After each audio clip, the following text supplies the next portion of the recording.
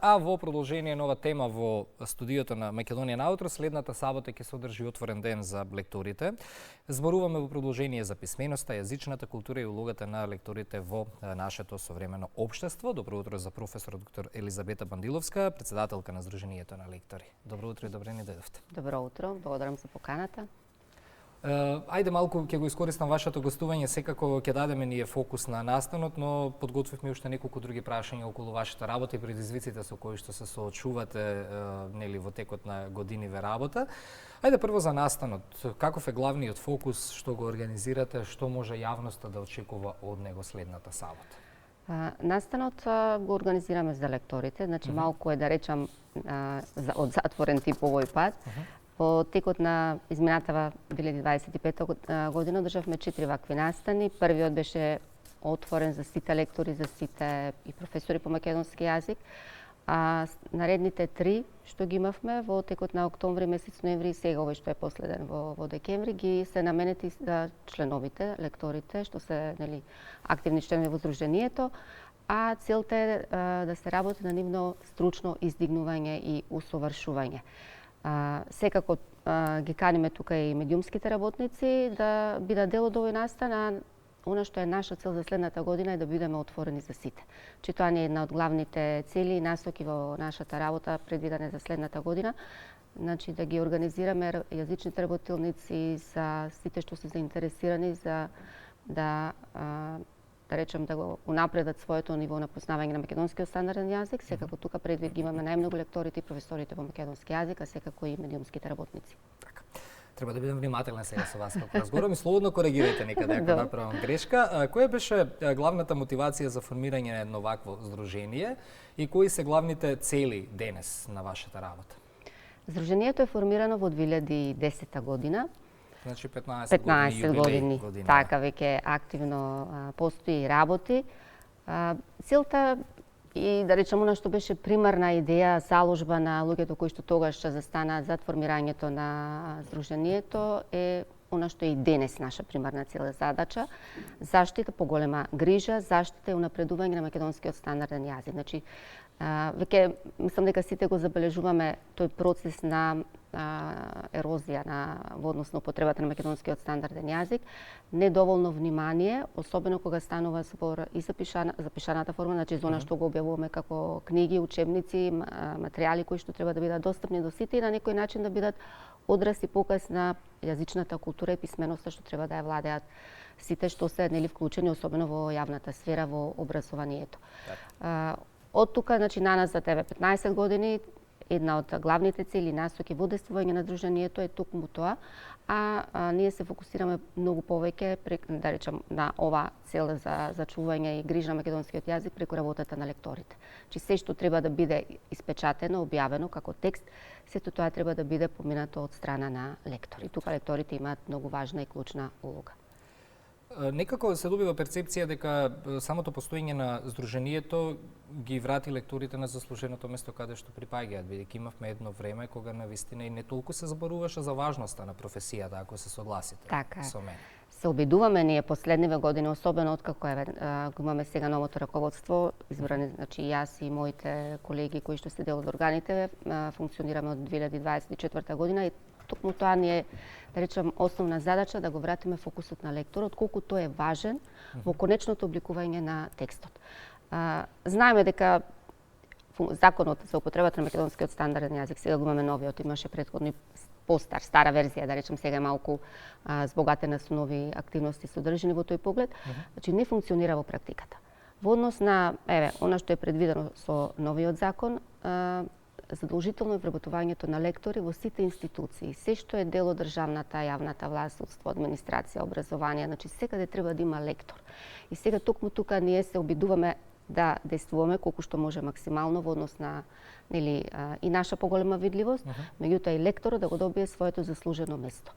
Затоа што многу е важен лекторот во целиот тој процес на создавање на една книга, создавање на еден учебник, но и сето она што ќе излезе како јавна информација во јавноста, што ќе биде достапно преку медиумите или напишано околу нас, затоа што не само свесно, ние многу повеќе учиме и несвесно од она што го гледаме и го слушаме околу нас.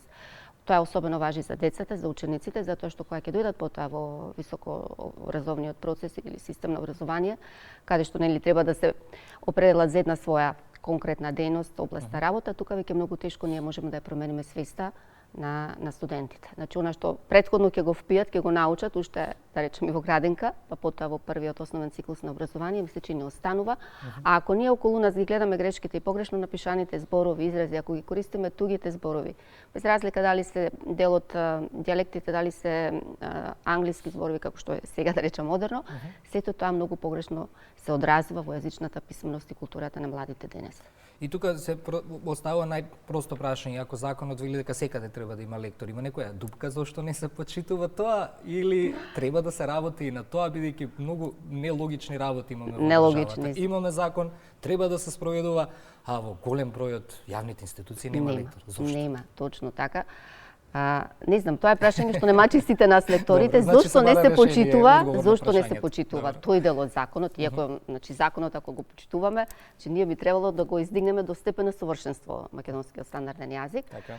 Значи скандинавци сме според закони некако. Според закони, да, имаме за се. Останавме балканци, добро. Имаме закони за се. Она што првично треба да го направат, еве да речем сите овие институции кои се обврзани со закон да вработат лектор или треба да предвидат во својата систематизација работно место лектор. Так. И сега каде е процесот, каде се тие дупки во лавиринтите што се поврзани со законите, навистина не знам. Добро, ќе следиме. Се надеваме дека ние се бориме за тоа и се надеваме дека инспекторатот што поскоро ќе ја преземе таа улога да може да влијае во оваа насока и навистина следната година да се надеваме дека ќе имаме работување на лектори во сите институции. Така. А ние ќе следиме како медиум. Задолжително. Во ерата на вештачка интелигенција мораме да го поставиме прашањето како и дали се менува улогата на лекторот. Дали технологијата се гледа како закана или како алатка плюс, можност плюс за унапредување на професијата? Како алатка плюс, никако како замена, затоа што мислам дека голем дел од лекторите користат некоја можност што ја нудат нели компјутерите, современата технологија за автоматска исправка, јазична корекција, меѓутоа не може до тој степен тоа да биде не е до тој степен сигурно и усовршено како што станува збор за англискиот јазик. Значи сепак мора ние лекторите што се занимаваме нели со проверка на текстовите, сепак да го поминеме текстот. Иако е таа проверка што ја прави да речем самиот компјутер, самата технологија повеќе може би врзана за формата на зборовите, дел од правописот, но структурата не. Значи структурата, она што е граматика, она што е синтакса, сето тоа мора да го погледне лекторот. Мислам дека кога станува збор за македонскиот јазик, ние сме малку се уште неколку чекори назад и кога станува збор за вештачката интелигенција, така што сепак сме незаменливи во однос на проверката на текстовите. Си го сакаме јазикот, си го почитуваме јазикот, се бориме за јазикот, најмногу на социјалните мрежи сме најголеми борци кога нешто треба. Да. Меѓутоа, факт е дека јазичната култура не ни е на некое завидно ниво. Што недостига во едукацијата или во системот за да го подобриме тоа? Според моје мислење е не само како лектор, туку и како професор, бидејќи работам со студенти кои што утре ќе бидат вклучени во наставниот процес, во првиот циклус со основно образование и во градинките, недостигаат многу работи. Некако во овие година на транзиција како да го изгубивме чувството за јазична коректност од аспект на наставник, оно што треба да внимава премногу, не многу, туку премногу да внимава како се изразува, како зборува, како пишува и што им пренесува на своите ученици. Грешките се тука во нас, околу нас, меѓутоа тешко е да се вратиме назад. Јас би рекла дека можеби се потребни обуки за наставниците. Постојано има некакви обуки, значи од различни аспекти, меѓутоа се тоа поврзано со методологијата на работа, форми, начини, но суштината е јазикот. Ако не знаеме ние да го предадеме она што не е, да речем, дали дел од математика, дали дел од јазикот, природни науки, ако не знаеме да го предадеме во говорна форма која што е поврзана или се однесува на чистиот стандарден македонски јазик, тогаш ништо не сме направиле во однос на јазикот. Ние може да зборуваме и на дијалект, може да зборуваме на англиски јазик, разговорниот јазик да го користиме, но не е суштината во тоа. На тој начин само се оддалечуваме од она што не треба да биде наша примарна задача како лектори, особено како професори по македонски јазик, дека треба ние да бидеме тие првите кои што ќе ги воведеме во светот на јазичната култура и на јазичната писменост. Особено денес, ги имаме социјалните мрежи, ги споменавме. мислам дека тука ретко кој води сметка како пишува и што пишува, колку внимава на езичната култура, на писменоста, на правилата. И уште нешто што сите речи се го забораваат. Некако по навика ни е, да, јас сум професор, сум лектор, како да имам знаење, познавање од се. Не, значи се случуваат моменти кога работиме, кога пишуваме, дека ни доаѓа потреба да се провериме. Многу малку некако оставаме на својата лична свест дека мора да се провериме дали навистина е така. Особено сега кога го имаме новиот правопис и особено сега кога го имаме новиот правописно нормативен речник, каде што навистина има промени во она што било пред 5 или пред 10 години. Значи некои работи се изменети, некои работи се поусовршени во однос, значи двојни формули, што и да има многу новини кои што треба постојано да се следат. Од тука, значи сепак ќе речам дека до нас сите ние што го предаваме јазикот треба да бидеме многу внимателни во тој погод. Да, бидејќи често веќе и на социјалните медиуми не се ни забележува тоа, многу луѓе кои што официјално се обраќаат на Facebook групи, Facebook страни, од име на фирми, не знам, здруженија и така натаму, воопшто не водат сметка како се обраќаат. Пишуваат на латиница, голтаат букви, па и ако се трудат да пишуваат на македонски литературен јазик, исто така тоа не го прават добро, меѓутоа добро е да се признае дека некако тоа ни стана седно, веќе никој не реагира на тоа. Колку е тоа страшно? Точно, значи за темава што ја зборуваме. Зборуваме да за официјални официјални статуси, официјални постови, не на приватни профили. Не, зборуваме за она што е официјална веб страница или податоци официјални што може да знаат. Јас не знам дали постои лектор кој што ги погледнува или ги лектурира текстовите што се објавуваат на веб страниците. Дефинитивно не постои, бидејќи тоа се смешни текстови, а некако не ги коментираме веќе, се научивме, а официјално се обраќа некој што води нешто. А не е проверен текстот, да. Пуштане по свое сопствено видување, лично видување. Во таа улога можеби лекторите се малку и да речам занемарени, тргнати настрана, понекогаш има случаи кога лекторот може да укаже. Кога станува збор за некој краток текст, дали ќе биде тоа и текст, книга што се лекторира, многу често се случува да оној што е уредник, а тој уредник не е македонист, не е лектор, не е врсен со професијата, да го наложи своето мислење кое што е спротивно од оно што го кажува лекторот. Значи, некако и тука треба да се избориме лекторите да бидат тие последни кога станува збор за книгата, кога станува збор за текстот, лекторот е тој што кажува дали насловот е како што треба напишан, дали внатре содржината, некои реченици, некои искази се како што треба. Тука мислам дека се уште занемарени лекторите и нивното познавање во однос на јазикот.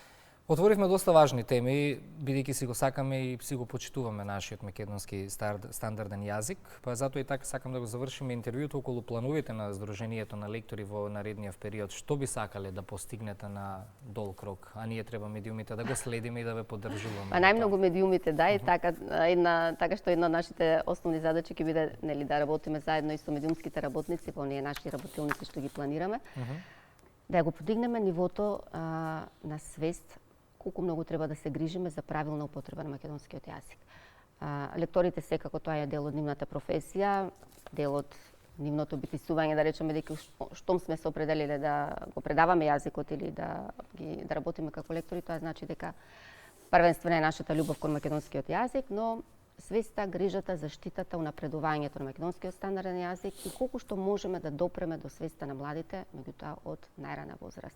Во момент тогаш кога се формира нивната свест. Значи, нашето влијание и како професори, а лекторите преку книгите што ги лекторираат, значи детската литература, да се обидеме да го представиме јазикот во совршена форма со најмало можно влијание од тугите јазици, особено од англискиот. Навистина имаме богата лексика, богат фонд на македонски зборови, наместо да посегнеме едноставно по она што е туѓо, што често го слушаме, најдобре можеби и да секогаш да се проверуваме и да видиме што нуди самиот нашиот македонски јазик. Навистина имаме богатство од зборови. Така. И за крај, предвестите, вие сте и поетеса, па сакам да го поставам прашањето на кој начин креативното пишување влијае врз вашата работа како јазичар и лектор и обратно. И обратно, да, влијае многу, затоа што кога пишувате и поезија, кога пишувате раскази, романи, што и да е, значи постојано вие пребарувате во својот речнички фонд. Так. Барате зборови што се синоними, еден збор што е познат, да најдеме негова замена. Значи креативноста тука е на највисоко можно ниво